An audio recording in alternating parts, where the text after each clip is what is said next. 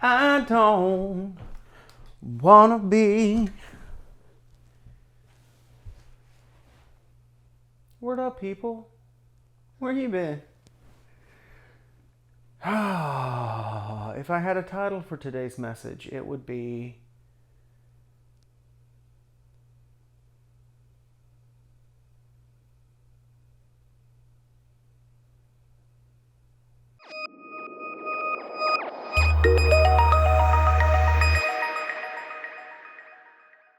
Word up, people. What's up? What's up? What's up? What's up? All right, listen, I did something exciting.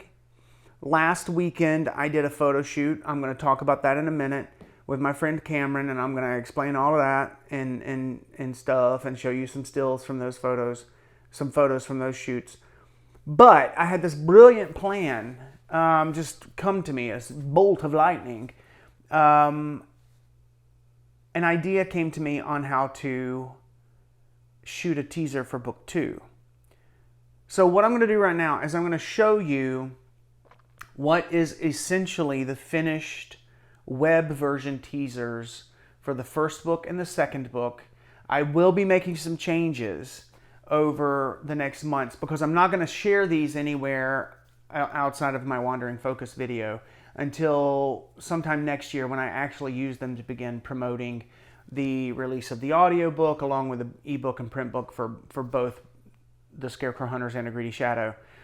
But I'm so excited. I want to show it to you now. So later I'll have book ordering information and stuff like that at the end of the video. But right now this is just going to be the meat of it.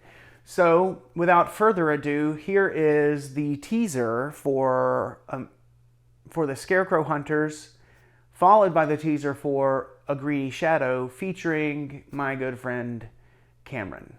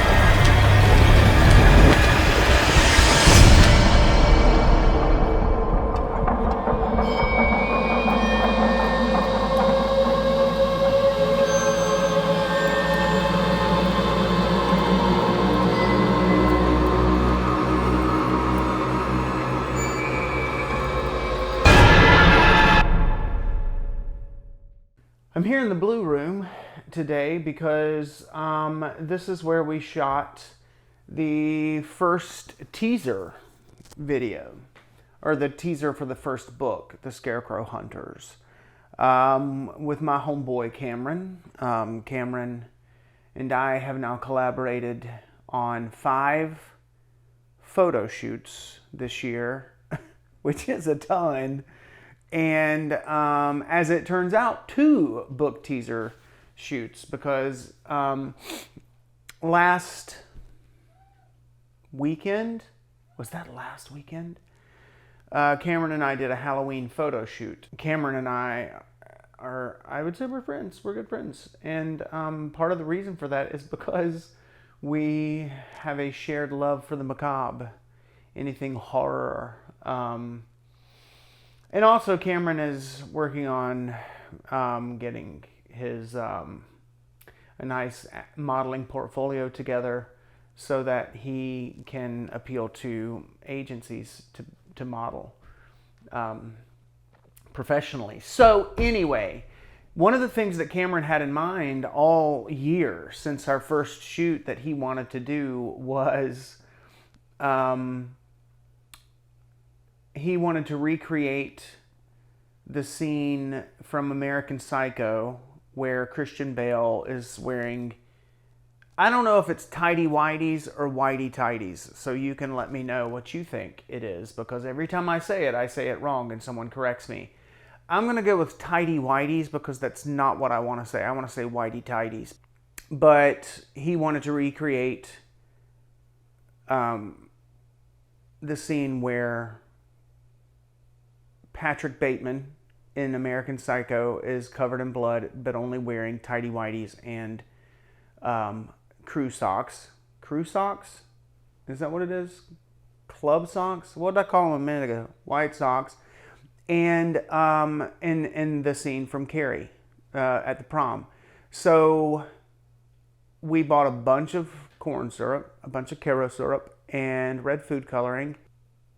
The idea, obviously, for the original teaser for the Scarecrow Hunters was that scene which we meet him we meet Elliot for the first time in the prologue, and the prologue is his mind being split. Part of him, his physical body, is on the floor in the Thin Man's shack, while his mind is separated and is kind of watching him paralyzed in another room where the Thin Man is being creepy, to say the least, with his body.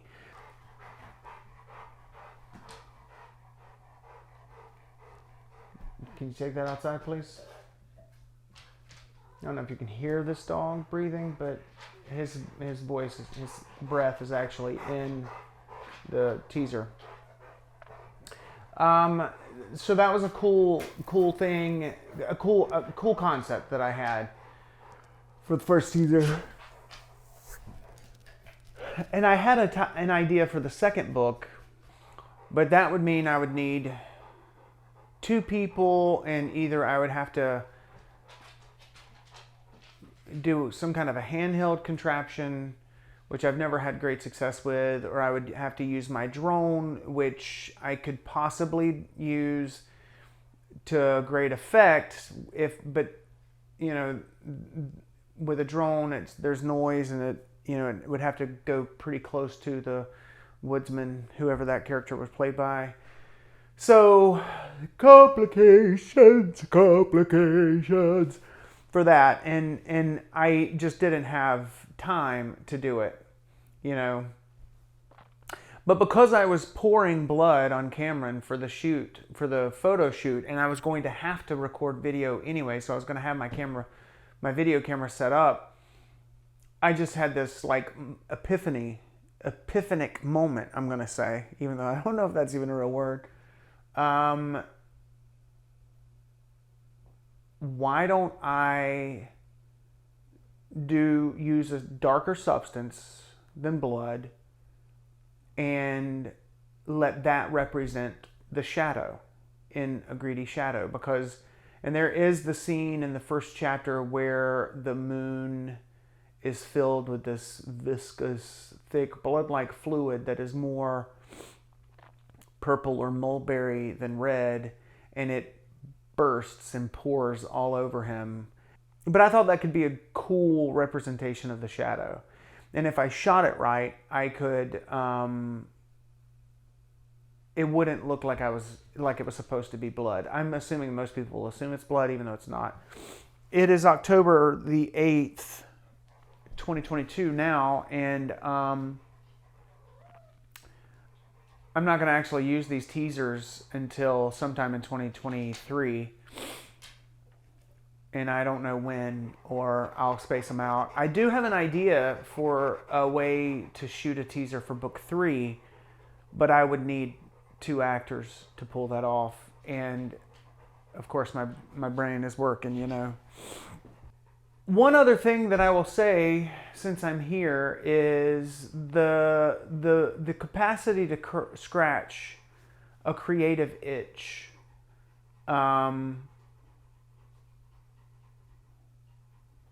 Is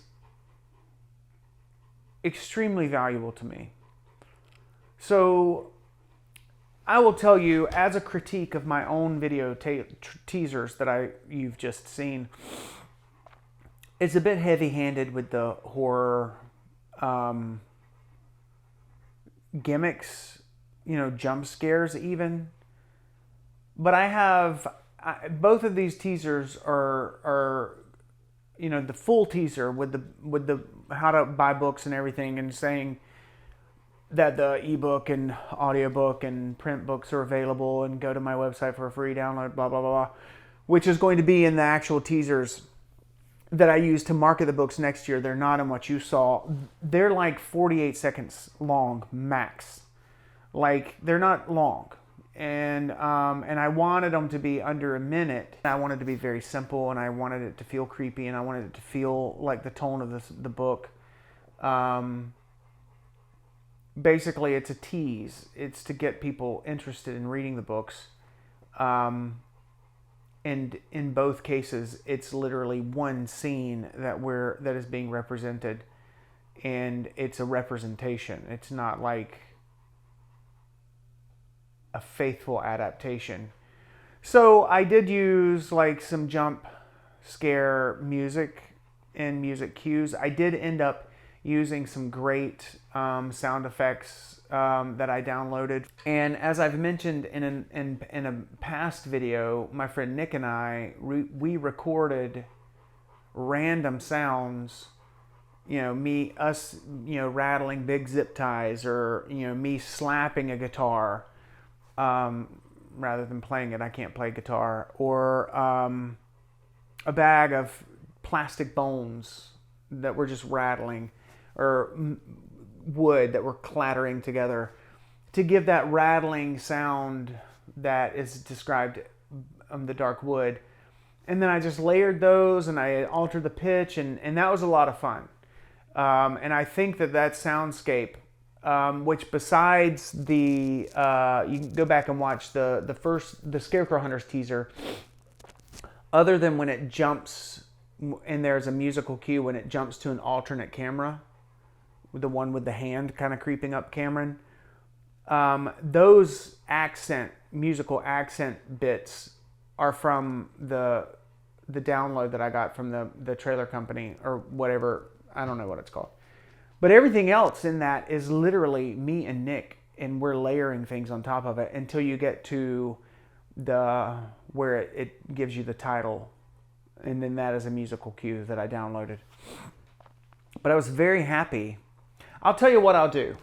I'm going to include the soundscape that I used to represent the dark wood for the Scarecrow Hunters trailer in the background while I show you images from my shoot with Cameron, which I think is very cool. So check that out.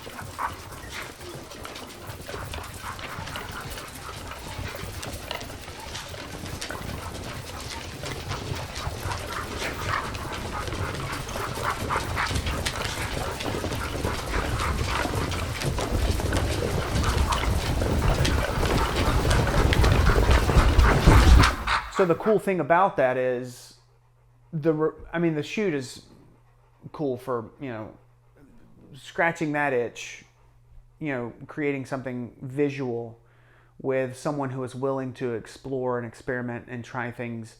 Because it was a long day. We shot like 7 or 8 hours, and the bulk of that time, Cameron is covered in corn syrup. If you've ever gotten corn syrup on your finger, you know how sticky it is. So imagine having it poured on top of your head so it's in your ears. And so it was very uncomfortable. But, he came over today, he picked up the pictures. He has not watched those pictures yet. He has not seen those pictures. He's seen like 3 or 4 that I showed him. but there's like several hundred that he's going to go through when he actually meets his boyfriend later. They're going to go through the pictures together, and he's very excited about that. Having someone to create with and experiment with, that's why we've done 5 shoots together, and we have 2 more, at least 2 more planned that we want to do, is because collaborating with someone who's willing to take risks and try things and do different things. And we were talking today, one of the favorite shoots that we did is we did a shoot where he wore costumes or articles of clothing that I had, a lot of costume things, and basically he just showed up. He was the body and I dressed him up like a doll. I had ideas. I had 2 or 3 different costume ideas that I wanted to do with him, and he had no idea what he was going to be wearing. And he said that was one of his favorite shoots that we did, because it was so, he went into it completely blind. And having someone to create with like that is a lot of fun.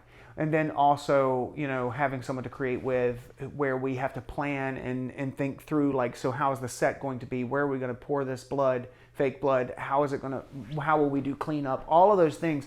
It's very, very fun. So there is definitely a lot of scratching that creative itch in working with someone like Cameron. But also with Nick. When Nick came to my house to record the elements that I would then layer on top of each other and play with to create a soundscape for the trailer. And Nick is a musician, and we treated it like music, like we started at the same time. As we got closer to the end of the 45-second mark, we got louder and more erratic, and then we stopped at the same time. And that was a lot of fun, doing that over and over and over and over and over again. I mean, we recorded for 3 or 4 hours, I would think, at least, when Nick was here. What? Little Timmy's in the well.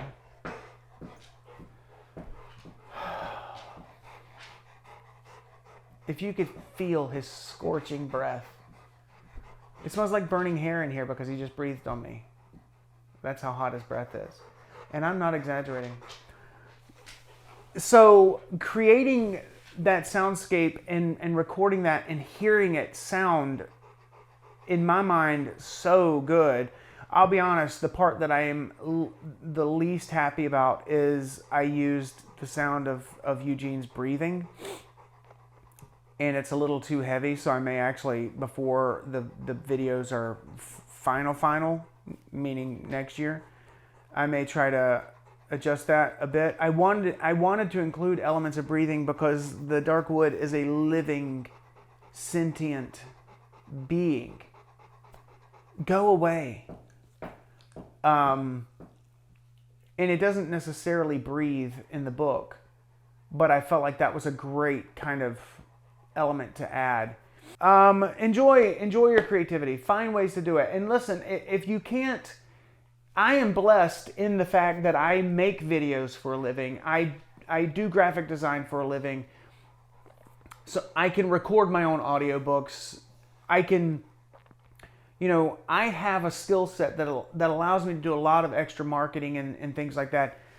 But you may not. And so another bit of encouragement is stick to your strengths. So if you don't have a graphic design background, do not design your own book covers because they're going to suck. I'm telling you, straight up, your book cover is going to be hideous. If you don't have the experience, if you don't know how to do it, it's going to be ugly. And it's not going to make people want to buy your books. So don't do it. Focus on what your strengths are. If you're no good at recording audio of you reading the book, don't record your own audiobook. If you can't get it, if you don't have the equipment and the time and all those things to do it well, don't do it, because that's a waste of your time.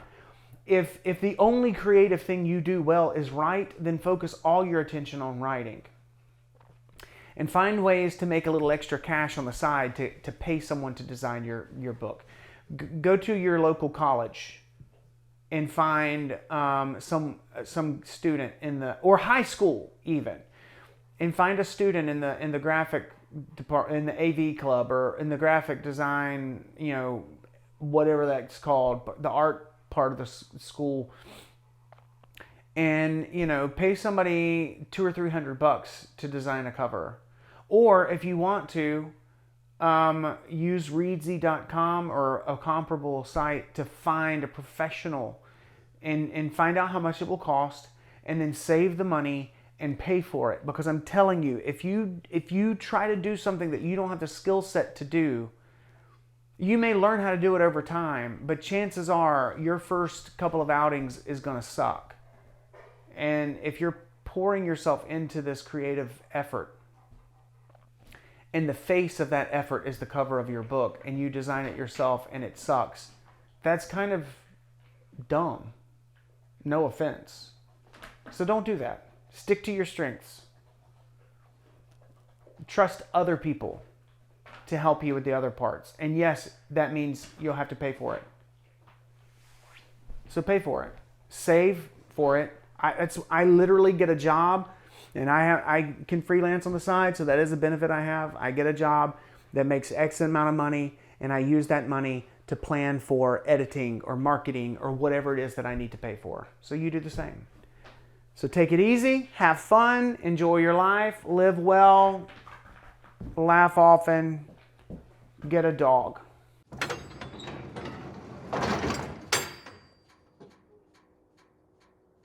Not that it doesn't matter. This is not about, it's not about those kinds of things.